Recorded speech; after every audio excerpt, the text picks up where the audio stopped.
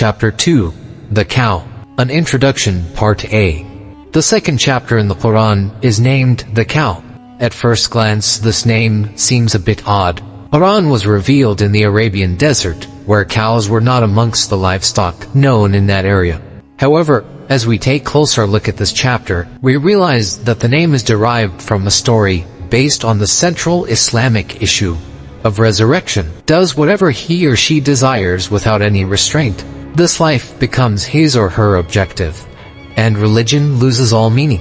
The foundation of worship is that true life is in the hereafter, while our world is a place of trials and tests. Either you depart wealth and pleasure by death, or it departs you through loss and troubles. As for the hereafter, life, pleasure, and luxuries are perpetual and eternal. This makes the goal of every believer to gain reward and attain paradise in the hereafter. As you can see, the entire faith is based on our belief in resurrection. This brings us back to the name of this chapter, which is derived from a story that involved the tribe of the Israelites at the time of Prophet Moses, peace be upon him. They had witnessed resurrection firsthand while still in this world. The story starts with a rich man who owned a vast estate, but had no heir to inherit this wealth. His nephew, filled with greed, conspired against and killed him. When night fell,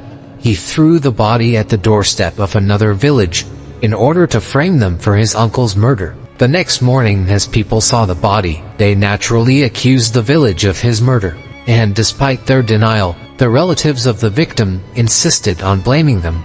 After the matters escalated and the two villages clashed, they decided to resort to Prophet Moses, so that he may ask God to resolve the issue and identify the murderer. This story is continued in the following verses. Remember when Moses said to his people, "God commands you to sacrifice a cow." They said, "Are you making fun of us?" He answered, "God forbid that I should be so ignorant." They said, "Ask your Lord to make it clear to us what it is." He said, "He says it should be a cow, not old or virgin, but somewhere between the two. So do as you have been told."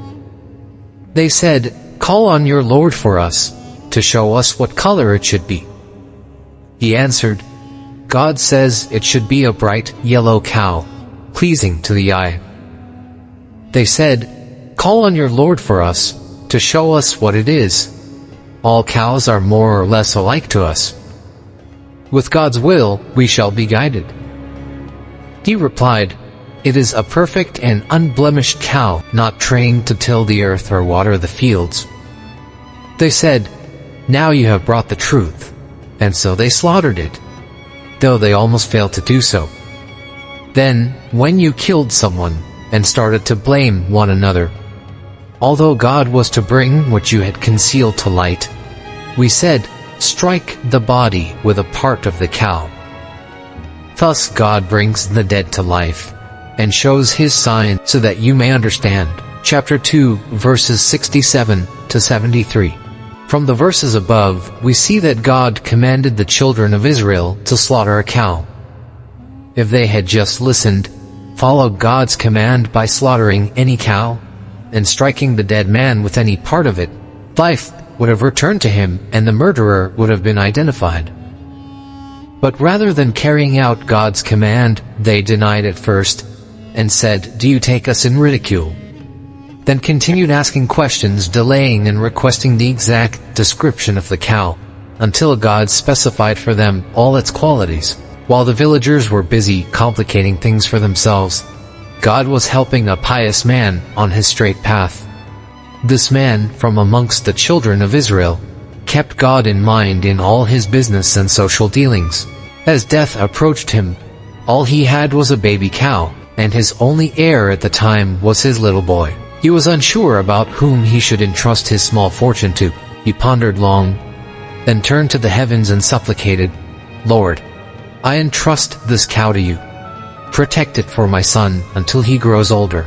Then he said to his wife, "I have entrusted the cow to God.